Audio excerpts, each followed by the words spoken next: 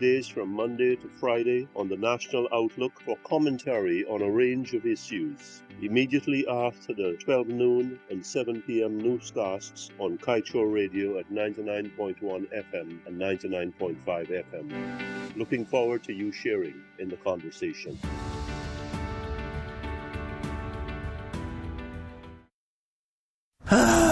Not a single bar of service. Not with us. Digicel officially has the best mobile coverage in Guyana. Be it in Aishalton or in Etteringban, we got you covered. Digicel, better together.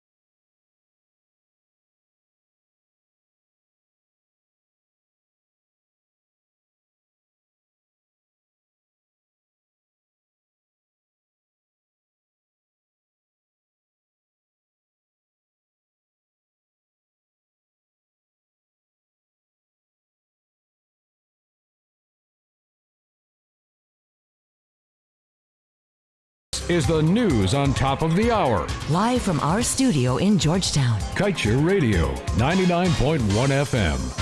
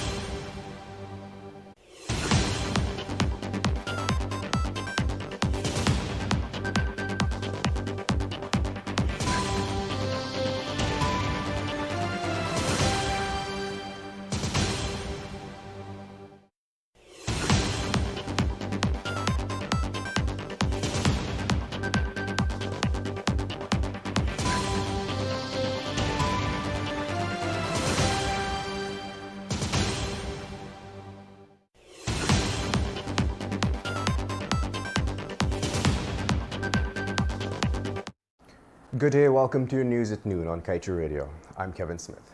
The Ministry of Natural Resources on Wednesday approved the local content master plans of Tier 1 contractors, SBM Offshore and Halliburton, among others, which are operating in Guyana's oil and gas sector.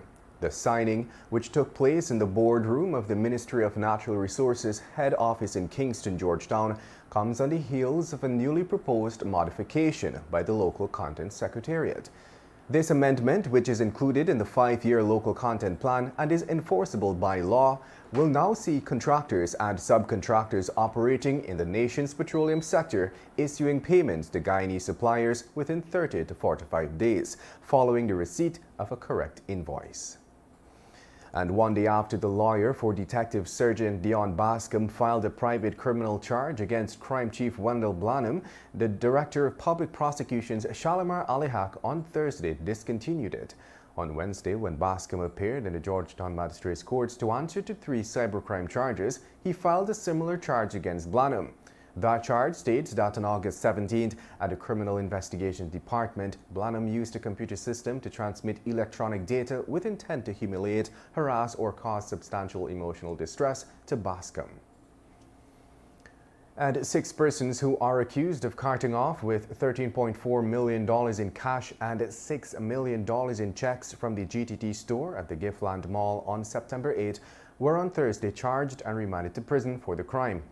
The accused, 25-year-old Andrea Dover, 30-year-old Percy Roberts, 27-year-old Ashley Mansfield, 24-year-old Jamal Haley, 24-year-old Ryan Goodluck, and 39-year-old Osman Brummel, all made their first court appearance at the Sparendam Magistrates Court yesterday before Magistrate Alicia George, where they were all charged with the offence of robbery under arms. The defendants pleaded not guilty to the charge and were then remanded to prison and are all expected to reappear in court on August 26th. That should be October 26th. And in other news, a sand truck driven by a supply Mahaica East Coast Demerara man early Thursday morning slammed into the vehicle of a city businessman, Nigel Cush, killing him instantly after jumping the red light at the Mandela Avenue and Cemetery Road junction. The truck driver, Aslam Masood, then lied to police that it was Cush who jumped the red light, although CCTV footage showed otherwise. Up to press time, police had not corrected the statement it issued early Thursday morning with the erroneous version of the truck driver. Based on the CCTV footage, Cush was hit by the speeding truck which had slammed into him. The impact pushed Cush's vehicle into a traffic signal pole. Reports are that part of his body ended up on the bonnet of his vehicle. He was pronounced dead at the scene. And moving on, after spending 10 years on remand for the murder of his wife, who was found buried in the sand of an unfinished bathroom at his Melanie Damashana home, 74-year-old Gordon Leslie Durant will be spending 4 more years behind bars for the crime. It was between June 26, 2012 and June 28, 2012 at Melanie Damashana, East Coast Demerara, when 50-year-old Joan Durant lost her life. Her husband was arraigned for murder, to which he denied and opted to plead guilty to the lesser count of manslaughter.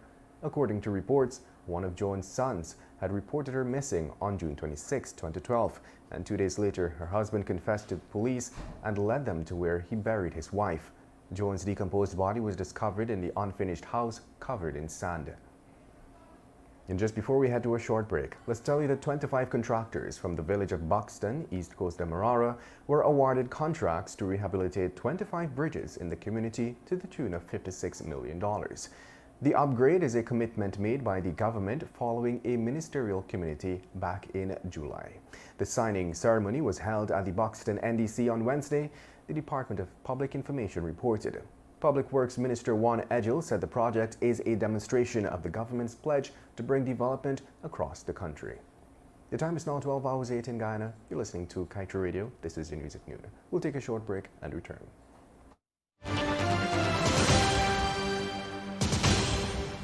You don't have to be a fountain of knowledge to help children with their schoolwork while they're at home. But you do have to be caring, understanding, loving, and patient. It's an unsettling time for everyone, but children still need a safe and secure environment. So don't overwhelm them with endless news items or problems. Keep them gainfully occupied and amused, exercised and rested. Protect our children. A message from the Child Care and Protection Agency, Ministry of Human Services and Social Security, and UNICEF.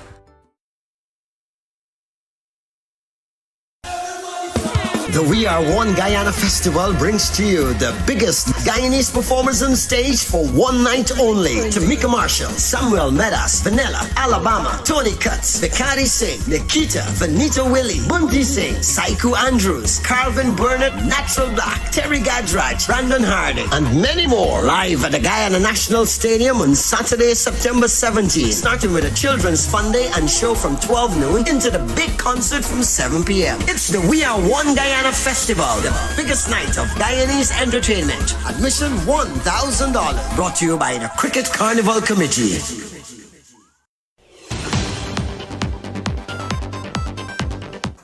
Welcome back to your news at noon. I'm Kevin Smith.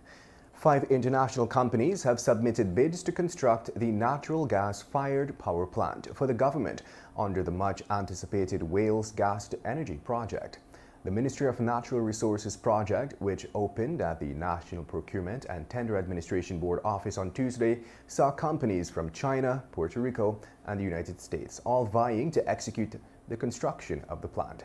The gas-to-energy project, as previously reported, will encompass three major aspects. That is, the pipeline to transport the gas to Wales, the natural gas liquids facility that will treat and separate the gas, and the power plant to generate the electricity.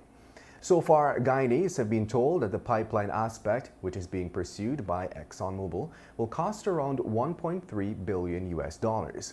Even this is expected to increase when Exxon closes critical contracts for this. Meanwhile, at least 30 to 40 Guyanese workers, that equates to 75% of the local workforce attached to the Sept fabrication yard, are expected to be out of a job by month end, as work at that facility is expected to slow down.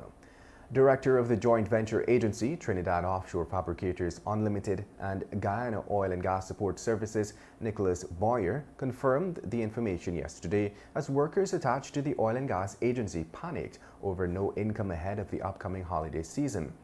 Boyer said that projects at the Sept yard are expected to slow down from the end of this month, and the current number of workers at the facility will not be needed. He said as the project ramped down from the end of October, some persons will be home for November and December, but work should start back in January or February of the following year. And during the opening of tenders, it was revealed that the Ministry of Public Works is gearing up to reconstruct the access bridge at Rassville, Georgetown, and Covent Garden on the east bank of Demerara. Though no engineer estimate was provided, a total of 5 contractors have submitted bids for the project. Meanwhile, the Guyana Energy Agency is seeking a firm to supply and deliver 30,000 solar PV home energy systems. 2 companies have expressed interest in providing the PV systems. In other news, the Bureau of Statistics on Thursday began the enumeration process of counting all people in Guyana in the National Population and Housing Census 2022. The counting started with the households of the President, Prime Minister, and the Leader of the Opposition. Census takers started the count in households with the First Lady Arya Ali and son Zayad Ali at State House, then continued with the Prime Minister Mark Phillips, his wife Ms. Minan Bowen Phillips, and their daughter Maya Phillips at his official residence. Within the next 8 weeks, the census will take a complete count of the population and buildings of the country with the aim of providing vital data for developmental plans for the nation, as well as providing the private sector with information that will help in new areas of investment. And finally, let's tell you that the victim of last night's hit and run on the Essequibo coast has been identified as Amir Ali, a 63-year-old vendor of Lot 30 at Venture, Essequibo Coast. We learned that the accident occurred between 20 hours 30 and 20 hours 45 last night at Adventure. As a result of the collision, Ali sustained severe injuries to his head and both legs were reportedly broken. His body was later pronounced dead at the Sadi Public Hospital. It is understood that though the vehicle fled the scene, the left side mirror bearing registration number PWW2293 was recovered from the scene. Police are reportedly working with the Guyana Revenue Authority in an effort to obtain the identity of the vehicle's owner. Anyone with information that may lead to the arrest of the driver involved is asked to contact the police or the victim's family on 675-8335. That number again is 675-8335. And as usual, to wrap things up, we turn the pages of today's Kaieteur News to page 7, dedicated to being blunt, the battle for clean elections.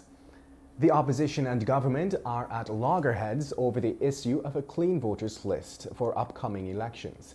The opposition has demanded house-to-house registration to generate a fresh list of electors. The government has pushed back on this, saying that the method by which the opposition wants to achieve its objective will remove eligible persons from the National Register of Registrants. For all the squabbling on both sides, the truth is the list is one of the issues that perpetuates all of the misgivings and all of the battles that flare up in the aftermath of elections. In truth, There has not been an election in the last several decades where the entire apparatus has not come under the harshest of condemnations. From the Ghana Elections Commission to the run-up to the actual exercising of the franchise to the counting and reporting of the counting to the tabulating and reporting, every piece of the process at each painful step in a tortured way, there is dispute and disagreement with many devils unleashed thereafter. Our elections trap us in a national horror show that even those observing the process or those daring to involve themselves in any recount are themselves subject to abuse and insult, with staining of their integrity. And that brings us to the end of today's News at Noon. I'm Kevin Smith. Thank you for listening. Want value for your advertising dollar? Then place your ads on Kaieteur Radio's newscasts. Streamed live on 6 different mediums, reaching hundreds of thousands. Advertise today and watch your dollar grow. Call us on 225